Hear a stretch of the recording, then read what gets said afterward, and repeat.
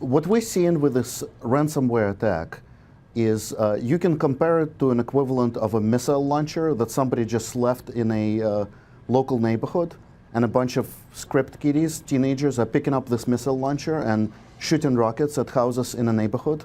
So I would say it's quite troubling. What we've been doing over the weekend is Security Scorecard research team has been following the attack. The attack has subsided, but it doesn't mean that it cannot pick up again. And we see in millions and millions of organizations that are potentially vulnerable to this type of a attack. Alex, you just said it could pick up again. There's a worry, of course, that this morning a lot of employees in companies all over the world are going to go into their offices and turn on their computers again, and that might ramp up these attacks. Is that something you're worried about at the same time that I know there was an effort to slow down the worm over the weekend? Yeah, absolutely. We're very much concerned about this. So what happens when a computer is being infected? The computer reaches out to a command and control center controlled by the hackers, and the command and control center sends the instructions to infected computers of what to do.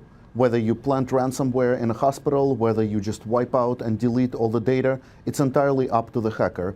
And what has happened over the past couple of days is a security researcher, by accident, registered a domain that should have belonged to a command and control computer. So the malware is basically regrouping, figuring out what to do. But if the hackers just point the malware to a different command and control domain, then the attacks could pick up again. Right. So we can definitely see an intensity Alex, pick up in a few days. News you can use. If you're a viewer right now, you haven't turned on your computer yet, either at the office or a laptop at home or what have you, or even if you have, what should you be doing? You should be doing a couple of things. So first of all, if you just condition yourself, think before you click, instead of just clicking on email attachments, clicking on web pages. Every single viewer is going to be dramatically better off if they think before they click. Don't open up attachments that you don't know or you don't expect. And number two, apply the latest Microsoft patch as soon as possible, because that Microsoft patch is going to basically make the computers safe. And just to put a fine point on this, we're still talking about this only really being limited to folks who have Microsoft Windows on their systems. Correct. Correct. And does that mean, just by inference, because people ask this all the time, does that mean that Apple is somehow safer? Does that mean that people just aren't writing viruses and/or this type of attack software for Apple because there's less Apple out there?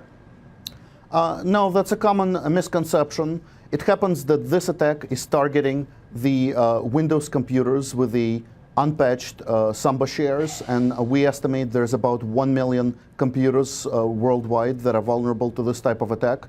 But Apple is absolutely vulnerable to similar type of attacks. There's zero-day exploits against Apple, against Microsoft, against other operating systems. And Alex, are you any safer if your stuff is in the cloud?